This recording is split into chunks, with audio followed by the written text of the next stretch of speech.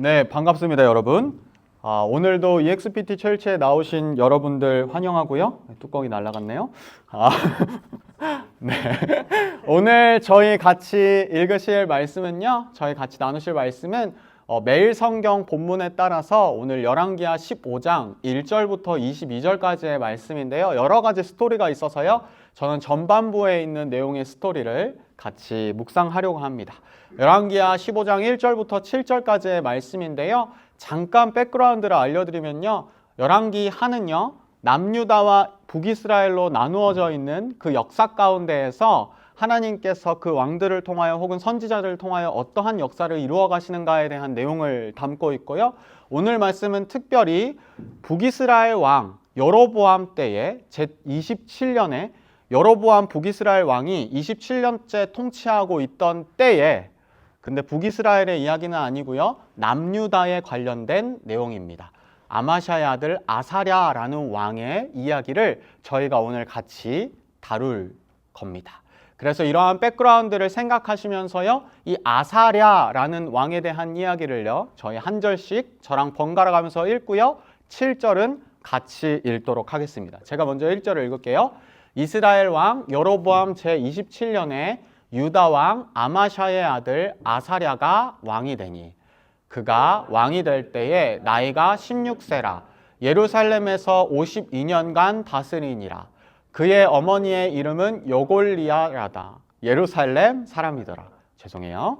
아사랴가 그의 아버지 아마샤의 모든 행위대로 여호와 보시기에 정직히 행하였으나 오직 산당은 제거하지 아니하였으므로 백성이 여전히 그 산당에서 제사를 드리며 분향하였고 여호와께서 왕을 치셨으므로 그가 죽는 날까지 나병 환자가 되어 별궁에 거하고 왕자 요담이 왕궁을 다스리며 그 땅의 백성을 치리하였더라.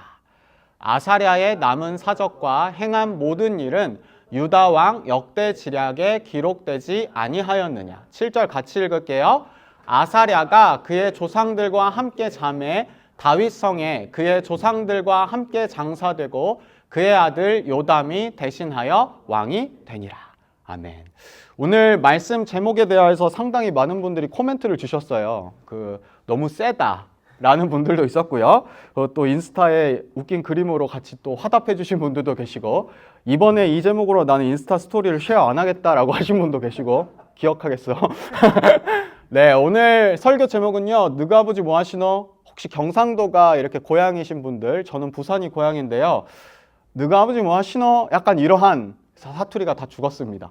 이러한 내용인데요. 혹시 이 대사가 어디에서 나온지 아시는 분 있으신가요? 어디서 나올까요? 맞습니다. 친구랑은 영화인데요. 오늘 다행히 진유력에서 밖에 있어서 18세 미만은 못 보는 영화인데, 친구라는 약간 띵작입니다. 아마 다 아실 거고, 영화는 안 보셨더라도 이 짤은 아마 다 보셨을 텐데요. 김광규 씨, 제가 진짜 좋아하는 배우인데, 김광규 씨가 이게 학교 선생님이에요. 근데 이제 학교에 말 안 듣는 학생들이 있어가지고 이렇게 한 명씩 불러내가지고 이렇게 뺨을 잡습니다. 요즘은 상상도 못할 일이죠. 뉴질랜드는 특히. 뺨을 잡으면서 이 싸다구라는 말 해도 되나? 뺨을 때리면서 너무 말을 안 들으니까 그러면서 했던 대사입니다. 너가 아버지 뭐 하시노? 뭐냐면은요. 너 부모님 어떠한 사람이길래 이렇게 말을 안 들이고 선생님 속을 썩이니? 약간 이러한 것으로 해석될 수 있는 어떠한 문장 혹은 영화의 명대사인데요. 가끔씩 우리가요 이렇게 어떤 아이를 보는데 뭐 이 식당이나 이런 데서 너무 시끄럽게 막 돌아다니고 막 그러면 그 부모님이 어느 테이블에 있는지 보게 됩니다. 부모가 누구길래 이렇게 애들이 이렇게 다니는데 이렇게 좀 이렇게 컨트롤을 안 하지? 라고 하면서 이 대사도 그렇고 그런 것도 그렇고 가끔씩 어떤 아이의 잘된 행동 혹은 잘못된 행동을 보면 부모가 어떤 사람이지? 라는 생각을 하게 돼요. 예를 들어서요.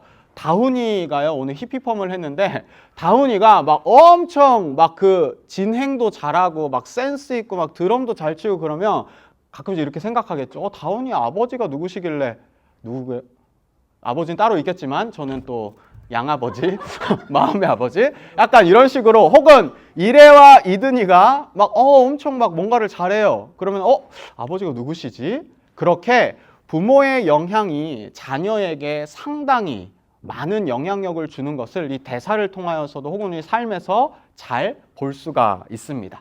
왜 제가 이러한 제목을 오늘의 설교로 지었냐면요, 오늘의 말씀에도 아사랴라는 남유다의 왕인데요, 이 왕이요 누구누구의 아들로 소개되어 있습니다.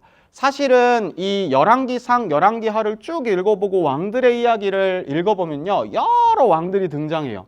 근데 그 왕들을 소개할 때 항상 고정적으로 들어가 있는 멘트가 누구누구의 아들. 아사랴라는, 우시야라는 이름의 왕이기도 하거든요. 이 아사랴 왕은 아마샤의 아들이라고 소개가 됩니다. 그리고 제가 본문을 읽기 전에 여러분들께 설명드렸듯이 이 배경은 여로보암, 북이스라엘의 여로보암 왕일 때 제27년째 통치하던 때에 있었던 역사적, 시대적 배경을 가지고 있습니다. 근데 이게 저희가 열왕기하를 묵상하다 보면은 너무 많은 왕들이 등장하고 갑자기 북이스라엘로 갔다가 막 남유다로 갔다가 너무 헷갈리잖아요. 그래서 제가 한번 제가 정리는 못하고요, 귀차니즘 때문에 구글에서 따왔습니다. 남유다 왕과 북이스라엘 왕의 연대기 표입니다. 혹시 눈이 또 안 좋으실 수도 있는데요, 혹시 오늘의 본문에 나오는 아마샤, 여로보암, 아사랴 이런 왕들이 어디에 있는지 한번 찾아보시겠어요? 이게 화질이 깨지네요. 제가 구글에서 다운받았더니 다음엔 제가 엑셀로 만들도록 하겠습니다. 자, 일단은 오늘의 본문의 배경이 되는 북이스라엘 왕 여로보암 왕이에요. 근데 여러분 헷갈리지 마실 게 이 솔로몬의 아들이었던 여로보암은 여로보암 1세입니다. 뭐 람세스 2세처럼 오늘의 본문의 백그라운드가 되는 여로보암 2세입니다. 요 정도까지 역사가 와 있고요. 오늘의 본문에 나오는 우시야, 아사랴라는 왕인데 우시야라는 다른 이름이 있었어요. 우시야고 그의 아버지 아마샤. 그래서 저희가 연대기적으로 한 요쯤 와 있다라고 생각을 하면 됩니다. 나중에 표 또 다시 한 번 더 보여드릴게요. 자, 오늘 아마샤의 아들 아사랴 왕에 대한 이야기인데요, 그가 왕이 될 때의 나이가 16세라. 엄청 어린 나이에 왕이 되었습니다. 아마 이래가 몇 살이죠? 15세. 오케이. 이래 비슷한 나이대에 남유다의 왕이 됩니다. 그리고 예루살렘에서 52년간 다스립니다. 꽤 오랜 시간 동안 다스렸죠. 그리고 이어지는 본문에서는요, 이 아사랴 왕에 대한 평가가 나와 있습니다. 아사랴가 그의 아버지 아마샤의 모든 행위대로 여호와 보시기에 정직히 행하였으나, 아마 여러분들도 이 열왕기하를 쭉 읽어나가시면서 이 표현을 너무 많이 봤을 거예요. 누구누구 왕이 그 아버지가 행했던 대로 선을 행했다. 누구누구 왕이 그 아버지가 행한 길을 따라서 악을 행했다. 이렇게 한 나라의 왕을 평가할 때 그 왕만 평가하는 것이 아니라 그 선대에 어떠한 일이 있었는지를 평가합니다. 아까 표를 봐서 아시겠지만 여로보암과 르호보암을 통하여서 남유다 북이스라엘이 흩어졌는데 몇 대에 걸친 왕인데도 불구하고 여로보암의 길로 갔다. 이러한 표현들이 있듯이 이 이스라엘의 역사 속에서는, 혹은 이스라엘 역사뿐만 아니라 일반 우리의 세상 역사 속에서 어떠한 라인에 혹은 어떠한 계통, 어떠한 아버지의 왕이 있었느냐, 이런 것들이 상당히 중요하게 평가가 되는 것을 알 수가 있습니다. 그리고 4절에 이 아사랴 왕이 행했던 일들을 얘기하고 있습니다. 여호와 보시기에 그의 아버지 아마샤가 했듯이 정직하게 행하였으나, 4절에 이러한 표현이 있습니다. 같이 읽어볼까요? 시작. 오직 산당은 제거하지 아니하였으므로 백성이 여전히 그 산당에서 제사를 드리며 분향하였고. 사실 거의 대부분의 왕들이 이 산당의 문제에서 걸려 넘어졌습니다. 아마 말씀을 쭉 읽으시면서 혹은 EXPT 카톡방에 올라오는 본문 혹은 누군가가 나눔하는 것을 보면서 이 산당을 제거하지 못한 그러한 죄, 그러한 어려움, 그러한 것들이 대부분의 왕들이 가지고 있었던 문제와 어려움. 지난주에 원영 목사님도 잠깐 다루긴 했는데요, 남유다와 북이스라엘의 역사를 통틀어서 엄청 많은 왕들이 있었을 거잖아요. 산당을 제거했었던 혹은 그것을 개혁했었던 왕이 몇 명일까요? 퀴즈입니다. 상품은 없습니다. 오! 어떻게 알았어? 대박 사건. 오케이. 이 여러 왕들 중에 이 산당을 제거하고 개혁하려고 했던 혹은 개혁했던 왕은 딱 2명밖에 없습니다. 히스기야라는 왕이랑 요시야라는 왕. 그 2명만 빼고는 모든 왕들이 이 산당 제사의 이슈에서 걸려 넘어집니다. 도대체 산당이 뭐길래? 산당을 제가 한번 정리를 해봐야 되겠다라는 필요가 있어서 왜냐면 앞으로 계속 나올 거거든요. 산당은요, The High Place라는 영어 이름을 가지고 있습니다. High Place라는 이름에서 여러분들도 느끼고 아실 수 있겠듯이 좀 어떠한 높은 위치에 있었던 곳이고요. 산 위에 있었을 수도 있고 아니면은 일반적인 뭐 평지에서는 그 탑을 높게 쌓거나 해서 일반적인 사람들보다 높은 곳에 있는, 뭐를 의미하냐면요, 신을 섬기는 어떤 제사를 드리는 공간이 산당이었습니다. 과거로부터 쭉 이어져 오던 공간이어서 산당이라는 이름으로 없었을 수도 있겠지만 모든 인류는 어떠한 절대자 혹은 신을 섬기려고 하는, 예배하려고 하는, 숭배하려고 하는 본성이 있잖아요. 그래서 산당이라는 것은 이 구약 성경에는 산당이라고 표현되어 있지만 모든 인류의 역사의 시작과 함께 어떠한 신을 아니면 절대자를 숭배하는 어떠한 공간이 항상 존재해 왔습니다. 성경에서 등장하는 산당은 어디에서부터 시작되었을까요? Second quiz. 어디서 시작됐을까요? 척척박사 영경아? 오케이. 산당이라는 표현은요, 레위기에서 먼저 나오기는 하는데요. 그것이 스페시픽하게 하나님의 명령으로 이루어지는 건 민수기에서 살펴볼 수 있습니다. 혹시 괜찮으시면 같이 읽어볼까요? 시작.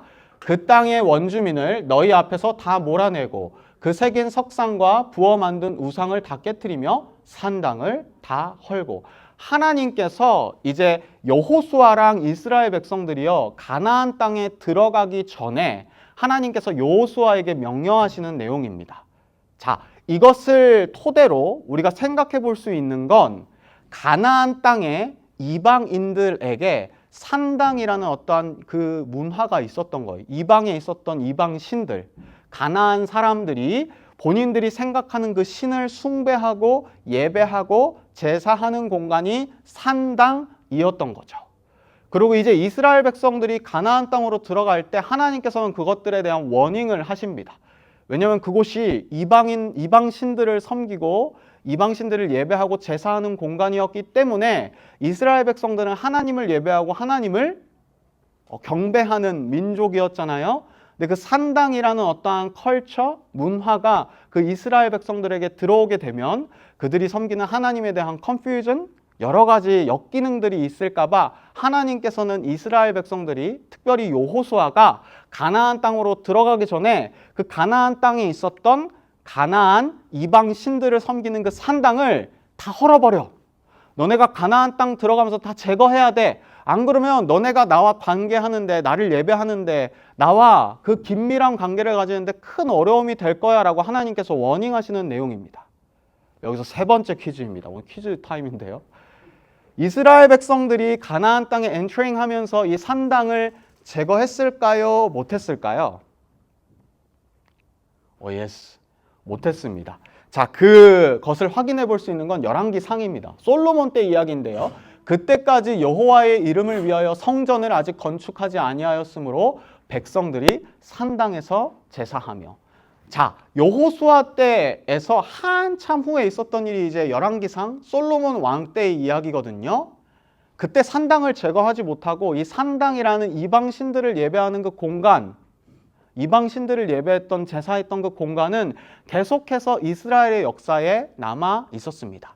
지난주에 원영 목사님의 설교를 기억하시는 분들, 눈빛을 보아하니 다 기억을 못 하시겠지만 분들은 아시겠지만 이 산당이라는 어떤 이방 신들을 예배하고 제사하는 이 공간은요, 그냥 영적인 공간뿐만 아니라 경제적으로, 정치적으로, 관계적으로 이스라엘 백성들과 계속 연관이 있었기 때문에 쉽사리 제거할 수 없었던 거죠.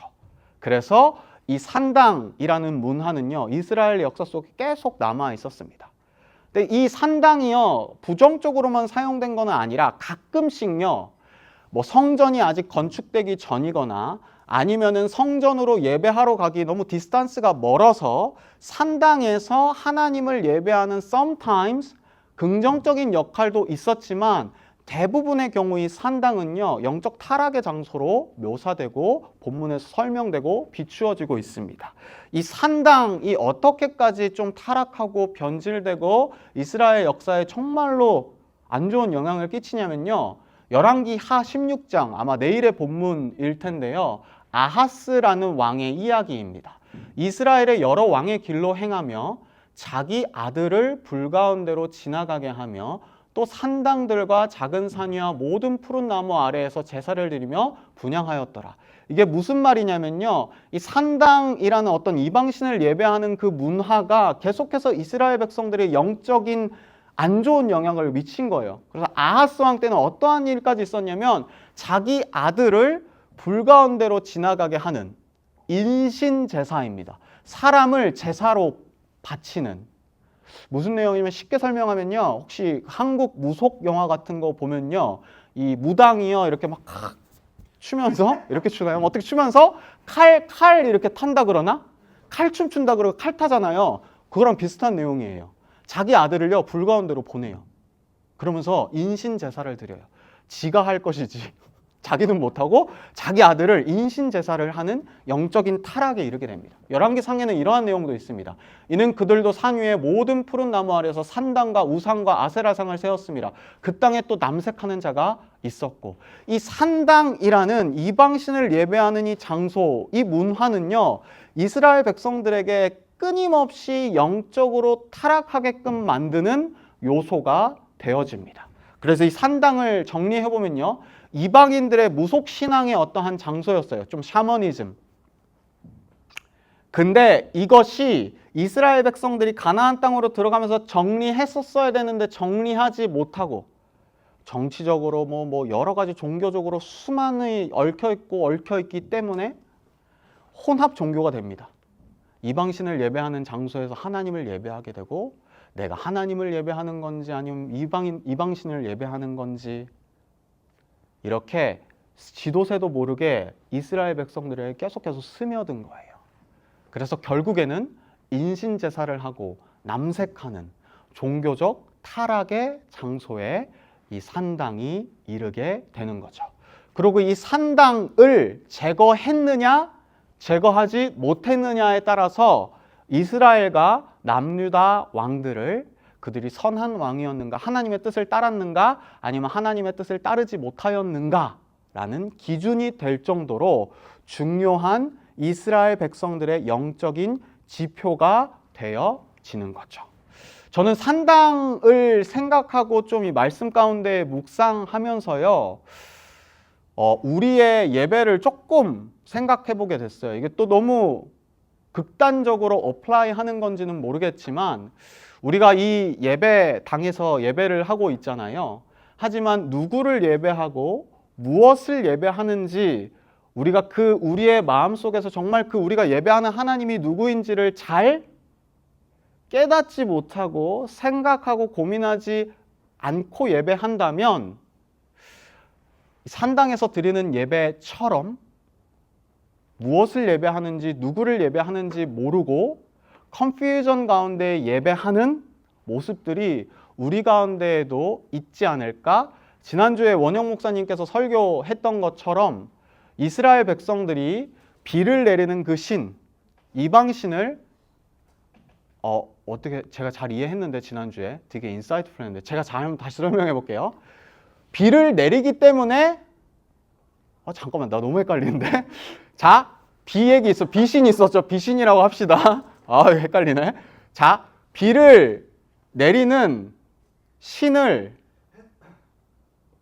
자신의 필요에 의해서. 맞습니다. 정확하게 그거예요. 자신의 필요에 의해서 그 하나님을 예배하는, 마치 예수님께서 오병이어의 기적을 행하셨으나 예수님이 누구이신지 그 생명의 떡이신 예수님을 보는 것이 아니라 자기에게 유익으로 다가오는 떡, 빵, 배불림, 목마름을 채우는 그것을 예배하고 있는 것, 그것이 산당에서 드렸던 이스라엘 백성들의 예배와 크게 다르지 않는구나. 그래서 영적인 공간에 나와 있지만 무엇을 예배하는지도 모르고 이방신을 예배하는 영적인 타락에 이스라엘 백성들은 빠져 있고 그 가운데 나와 있었던 거죠. 그래서 오늘의 본문으로 다시 돌아가 보면 아사랴라고 하는 오늘의 본문의 메인 캐릭터인 그 왕이요, 그의 아버지 아마샤의 모든 행위대로 여호와 보시기에 정직히 행하였으나 오직 산당은 제거하지 아니하였으므로 백성이 여전히 그 산당에서 제사를 드리고 분향하였고, 이 산당을 제거하지 못한 이유는 여러 가지가 있었을 거예요. 원영 목사님도 지난주에 설교해 주셨지만 문화적인 이유, 종교적인 이유, 정치적인 이유, 경제적인 이유, 수많은 이유가 있었을 것입니다. 근데 저는 그 많은 이유들 중에 좀 많은 포션을 차지하고 있는 이유가 이 이유이지 않을까라는 생각이 들어요. 그의 아버지도 산당을 제거하지 못했기 때문에. 재밌는 게요, 딱 한 장만 거슬러 올라가면요, 열왕기하 14장에는요 아사랴의 아버지 아마샤 왕에 대한 이야기가 나옵니다. 혹시 괜찮으시면 같이 읽어볼까요? 시작. 아마샤가 여호와 보시기에 정직히 행하였으나 그의 조상 다윗과는 같지 아니하였으며 그의 아버지 요아스가 행한 대로 다 행하였어도 오직 산당들을 제거하지 아니하였으므로 백성이 여전히 산당에서 제사를 드리며 분향하였더라. 거의 토시 하나 안 틀리고요. 아사랴의 아버지였던 아마샤 왕도 산당을 제거하지 못했던 역사를 기록하고 있습니다. 아마 그의 아들이었던 아사랴 왕에는 그러한 마음이 있었을 거예요. 아, 내가 이것도 해보고 저것도 해보고 열심히 하고 뭐 큰 업적도 남겼어요. 근데 산당은 제거하지 못했어요. 그의 마음속에는 아마도 우리 아버지도 산당을 제거 안 했는데 나도 산당 정도는 괜찮지 않을까? 라는 그러한 마음이 아사랴 왕에게 있지 않았을까. 근데 진짜 재밌는 거는요, 아마샤의 아버지, 즉 아사랴의 할아버지였던 요아스 왕도요, 요아스는 오직 산당들을 제거하지 아니하였으므로, 이 산당을 제거하지 않는 이 영적인 타락 혹은 컴프로마이즈, 타협하는 것들은 대를 이어서 계속해서 이스라엘 역사에 반복되고 있습니다. 근데 이 다른 왕들과는 다르게요, 5절에 보면 이 아사랴 왕은요, 다른 요아스 할아버지 혹은 아마샤 아버지 왕들은 이렇게까지 하나님께 심판은 받지 않거든요. 5절에 보면 여호와께서 왕을 치셨으므로 그가 죽는 날까지 나병 자가 되어 별궁에 거하고 왕자 요담이 왕궁을 다스리며 그 땅의 백성을 치리하였더라. 나병 환자가 되어 평생 동안 고생을 하며 죽게 됩니다. 왜 그랬을까요? 똑같은 역사를 다루고 있는 역대하에는요, 이런 본문이 있습니다. 그가 아마샤 왕이에요. 그가 광성하여짐에 그의 마음이 교만하여 악을 행하여 그의 하나님 여호와께 범죄하되 곧 여호와의 성전에 들어가서 향단에 분향하려 한지라. 뭐냐면요, 그의 마음이 교만해졌어요. 그리고 여호와의 성전에 가서 분향을 하려고 합니다.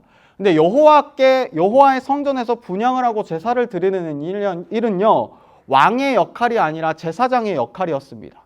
왕의 권위와 제사장의 권위가 나눠있던 상황이었는데요, 그 왕이, 아사랴라는 왕의 마음이 교만하여져서 제사장이 해야 할 역할까지 그가 침범하여서 영적 교만을 드러내는 거죠. 그래서 우시야는 아사랴 왕의 다른 이름이에요. 손으로 향로를 잡고 분향하려 하다가 화를 내니 그가 제사장에게 화를 낼 때에 여호와의 전 안 향단 곁 제사장들 앞에서 그의 이마에 나병이 생긴지라.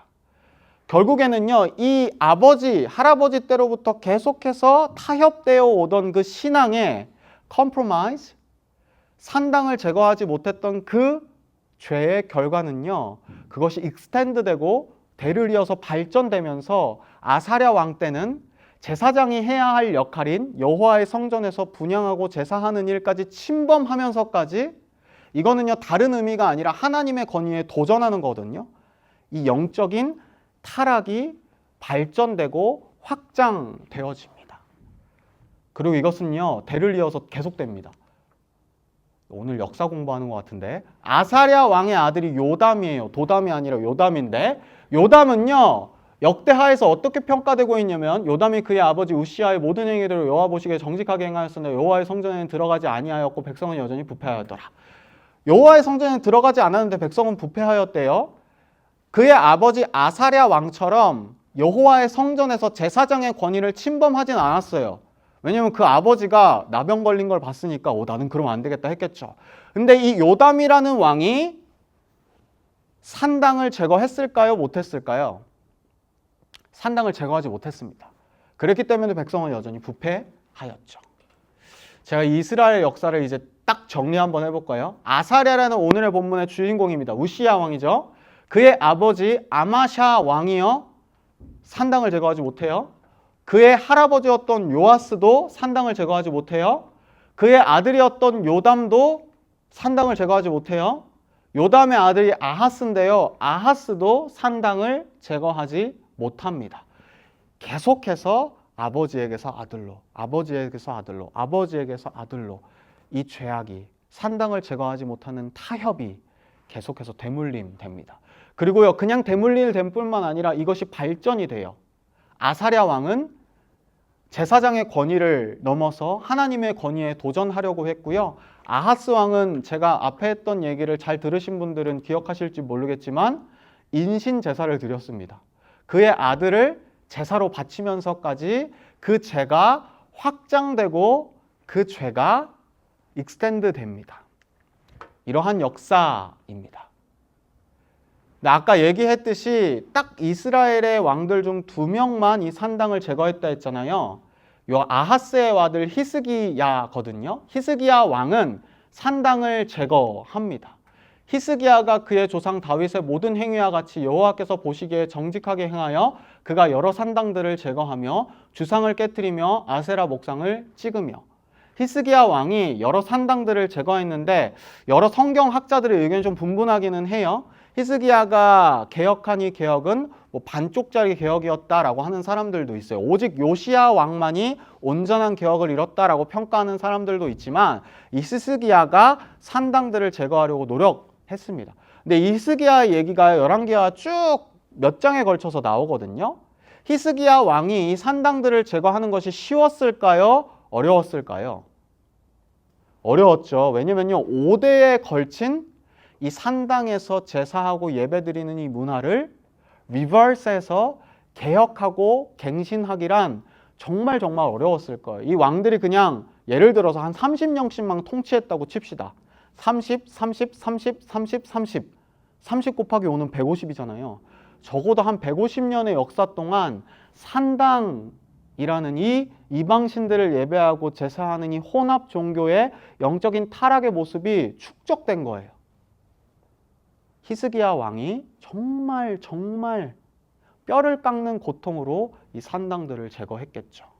쉬운 예로요, 다이어트 얘기를 해봅시다. 첫 번째 주에 다이어트를 잘 해나가다가 이번 주에 좀 먹어야겠어. 그래서 야식을 먹습니다. 1주차 1kg가 쪘어요. 매일 먹은 것 같아요. 그러고 나서 한 주만 더 먹어도 되지 않을까? 2주차에 또 야식을 먹습니다. 2kg가 쪘어요. 이 2주 동안 먹어오던 습관이 쉽사리 끊어지지 않겠죠.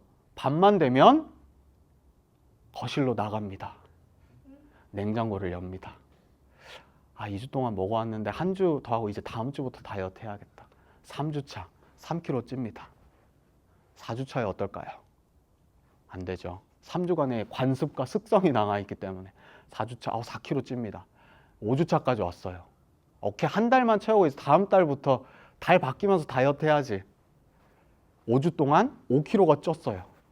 그 다음 주 이제 6주차 때 이제 오케이, 다음 달 새로운 달이야. 다이어트 해야지. 쉬울까요? 어려울까요?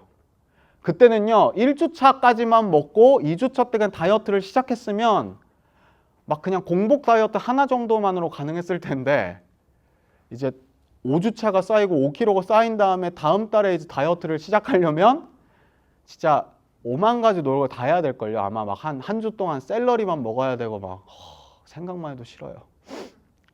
이것처럼 이스라엘 역사에서 아버지에서 아들로, 아버지에서 아들로 이어오던 이 산당을 제거하지 못하던 영적인 타락과 죄를 히스기야 왕이 이것을 개혁하고 갱신하고 끊어나가는 것은 정말 어려웠을 거예요. 한 달 만에 5kg를 빼야 하는 고통보다 훨씬 더 컸을 겁니다.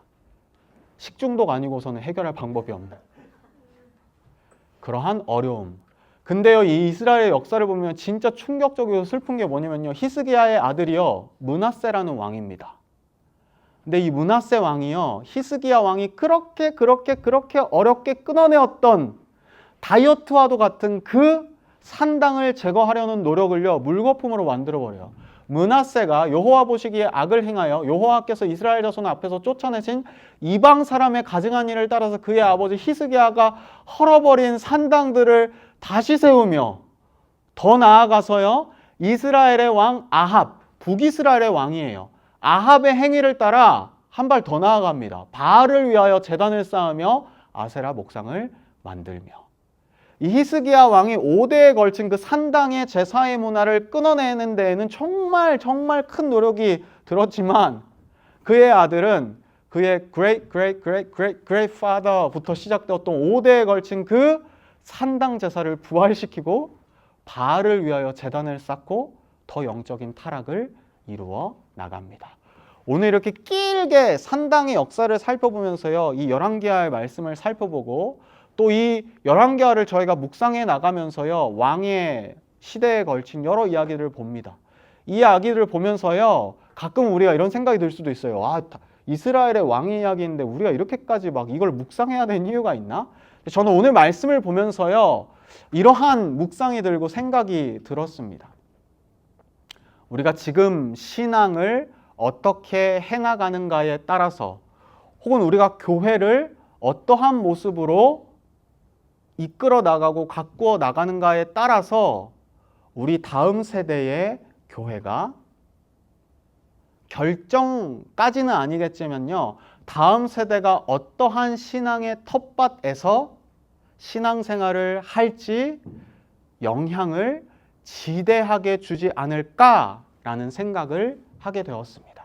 아사랴라는 왕이 그의 아버지 아마샤의 관습에 따라서 산당을 제거하지 않고 그냥 타협하면서 그것 외에 다른 것들을 해나갔던 것처럼, 아사랴의 아들 요담이 그의 아버지를 따라서 산당을 제거하지 않았던 것처럼, 그러면서 저는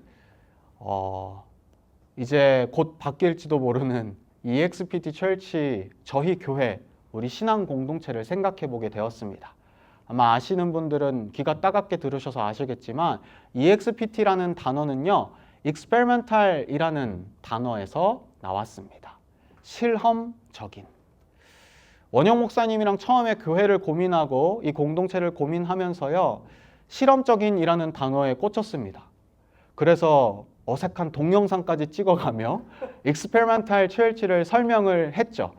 하지만 교회 이름을 바꾸어가는 이 시점에 되면서까지 아직 제대로 발음하는 사람들은 없습니다. 저희의 측근인 박동익 간사님마저도 항상 헷갈립니다. 이 교회에 대한 주시는 하나님의 마음이 무엇이었냐면요, 실험적인 교회가 되어보자. 실험을 해보자. 뭐냐면 교회만을 유지하는 것이 아니라 선교적 현장, 믿지 않는 사람들을 위하여 교회가 정말로 세상의 빛과 소금의 역할을 해나가야 하지 않을까 하면서 위케어라는 어떤 선교적 공간을 시작하게 되었고, 위케어와 함께 이 교회가, 위케어 조금 뒤에 교회가 세워지게 됐죠. 여전히 그 비전을 가지고 있습니다. 그 교회가 1년여간 지속되어 오면서 원영 목사님과 또 대화를 나누게 되면서 저의 주장이 좀 강하긴 했지만, 이 익스페리멘탈이라는 실험적인 단어가 선교적 현장이 중심이 된 교회뿐만 아니라 다음 세대를 위하여 실험하는 교회가 되어지면 좋겠다라는 마음을 품게 되었습니다. 그리고 이 익스페리멘탈이라는 이름과 오늘 이스라엘의 역사가요, 저는요, 온라인 되면서 묵상되어지고 생각되게 되었습니다. 그 아버지 때의 수많은 산당을 제거하지 못한 모습들이 그 자녀의 대까지 영향을 지대하게 미치게 됩니다. 안녕하십니까? 우리는 어떠한 교회를 고민하고 꿈꾸고 있으신가요? 저는 우리가 지금 이렇게 아둥바둥 신앙하면서 고민하면서 예배하고 하는 이유가요, 우리 때만을, 지금만을 위한 교회 공동체, 신앙 공동체일 수도 있지만 정말 우리가 지금 여기에서 실험해보고 고민해보고 하나님 앞에서 스트러글하고 우리 스스로를 챌린지하고 고민하고 있는 이유 중 정말 큰 이유는 우리의 다음 세대가 어떻게 예배할 것인가? 우리 다음 세대에게 어떠한 신앙의 모습을 흘려보내줘야 하지? 라는 고민 가운데에서 우리 지금 발딛고 있는 이 신앙 혹은 영적인 공동체의 모습을 고민해 나가야 하지 않을까라는 생각을 해요. 지금 당장 이 교회를 뭐 유지해 나가고 러닝 해 나가고 이것도 물론 중요하지만 우리가 신앙하고 예배하고 우리의 믿음을 표현하는 그 방법들이, 그 모습들이 다음 세대에게 어떠한 영향을 미칠까? 진유리에게, 하준이에게, 이래이든이에게, hopefully 하경이 우리 딸에게, 아들이 아니길 혹은 여러분들이 뭐 이 안에서 또 가정을 축복입니다. 가르치는 분들도 있을 거고 뭐 밖에서 또 결혼하시는 분들도 있을 거고 여러분들의 자녀가 어떠한 신앙을 고민하게 될지, 어떠한 교회에서 예배하게 될지, 그 밑거름을 혹은 그 텃밭을 만들어줄 수 있는 교회가 되면 좋지 않을까. 그리고 우리의 자녀들은요, 아마 in the future 한 20년, 30년 후엔 다 어머니, 아버지가 되어 있겠죠? 우리 다 늙어 있을 거예요. 그때 우리에게 물을 겁니다. 너그 어머니, 너그 아버지는, 아버지, 어머니는 어떠한 교회를 고민하셨어요? 어떠한 신앙 공동체를 고민하셨어요? 그리고 저희에게 어떠한 밑거름을 남겨주셨나요? 우리가 고민하고 우리가 달려나가고 있는 이 교회의 모습은요, 물론 우리 때에 누릴 수 있는 교회의 모습이겠지만 그 밑거름이 고스란히 다음 세대에게 전달됩니다. 우시야 왕의 아버지의 신앙의 모습이 그에게 전달됐던 것처럼 우시야 왕이 그의 아들 요담에게 신앙을 물려줬던 것처럼, 만약에 우리가 정말로 하나님께서 주신 고민들과 스트러글들과 우리의 마음을 뜨겁게 하는 이 고민들을 지금 실험해보고 도전해보고 정말 하나님이 원하시는 그 교회의 모습이 무엇일까를 지금 힘들고 어렵지만 몸부림치지 않으면요, 우리가 도전하고 실험해보지 못했던 것들 고스란히 우리의 자녀에게 넘어가는 거죠. 물론 그래도 돼요. 우리는 그냥 편하게 우리 그냥 신앙 할 수 있을 만큼 하고 넘어갈 수도 있지만 기왕이면 한 번 주신 인생, 그리고 한 번 허락하신 이 공동체, 우리가 어디 가서 다음에 또 만나겠어요? 이 가운데에서 정말 하나님이 원하시는 그 실험들을, 하나님이 원하시는 그 도전들을 우리 함께 해나갈 수 있지 않을까요? 그리고 우리 다음 세대에게, 우리의 자녀들에게, 꼭 우리의 자녀들뿐만 아니라 이 땅에서 자라나는 그 다음 제너레이션에게 이러이러한 고민들을 넘겨줄 수 있지 않을까요? 그리고 그들은 조금 더 뭐라 그럴까요? extend된 혹은 expand된, advanced된 그 환경 속에서 또 그들의 세대에 고민할 수 있는 그 신앙의 고민들을 해나갈 수 있지 않을까요?